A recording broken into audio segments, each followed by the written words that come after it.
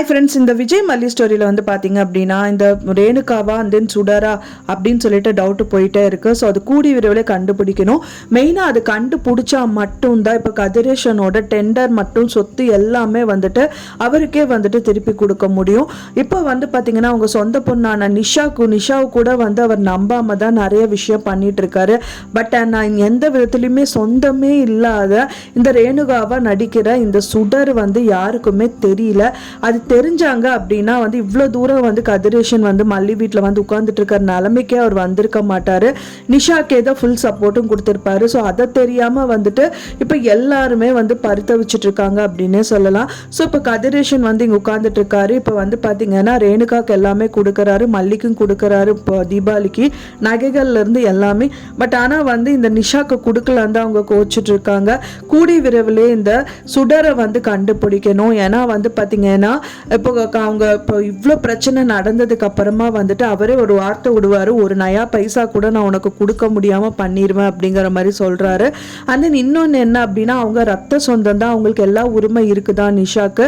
ஆனால் அவர்கிட்டயே அவங்ககிட்டயே எதுவுமே சொல்லாத இவர் வந்து இப்போ டைரக்டாக மனோகர் அப்படின்னு சொல்லிட்டு இந்த சுடர்கிட்ட எல்லா விஷயத்தையும் கக்கிட்டாரு. ஸோ அதை வச்சுட்டு பெரிய பிளானே பண்ணியிருக்காங்க இவங்க. இன்னொன்று அவங்க வந்து பார்த்தீங்கன்னா 10 லட்ச ரூபா பணம் கொடுத்து அவங்க மேனேஜர் முதல் கொண்டு வந்துட்டு கைக்குள்ள வச்சுக்கணும்னு பார்த்துட்டு இருக்காங்க. அது எல்லாமே குளறுபடியாக போகுது.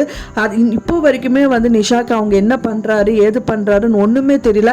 பட் ஆனால் இந்த சுடர் வந்து அவங்க பொண்ணாவே இருந்து பைத்தியமா நடிச்சு எல்லா விஷயத்தையும் கேதர் பண்ணி வச்சிருக்காங்க. அதனாலேயே வந்து பார்த்தீங்கன்னா நிறைய பாசிபிலிட்டிஸ் இருக்கு. சொத்தை சீக்கிரம் வந்து அவங்க கைக்குள்ள போட்டுக்கணும் அப்படின்னு சொல்லிட்டு நிறைய விஷயங்கள் பண்ணிட்டு தான் இருக்காங்க. அதுக்குள்ளேயே வந்து பார்த்தீங்கன்னா இந்த மல்லி வந்துட்டு எப்படியாவது வந்து இது சுடர் தான் அப்படின்னு சொல்லிட்டு கண்டுபிடிக்கணும். அதுக்கு தான் முயற்சிகள் வந்து மேற்கொண்டுட்டு இருக்காங்க. கூடிய விரைவிலே வந்துட்டு அந்த விஷயங்கள் எல்லாமே பண்ணுவாங்க. ஏன்னா டாக்டர் கிட்ட போயிருக்காங்க. டாக்டர் கிட்ட வந்து மருந்தும் வந்து எழுதி தர அது கொடுத்து அவங்க நடிக்க முடியாது அப்படின்னு சொல்லியிருக்காங்க. ஸோ அந்த மருந்து மூலியமா மட்டும்தான் வந்துட்டு இந்த சுடர் வந்து நடிக்க முடியாம ஸ்டாப் பண்ண முடியும். அண்ட் தென் அதை வச்சுட்டு எல்லாம் கண்டுபிடிக்க முடியும்.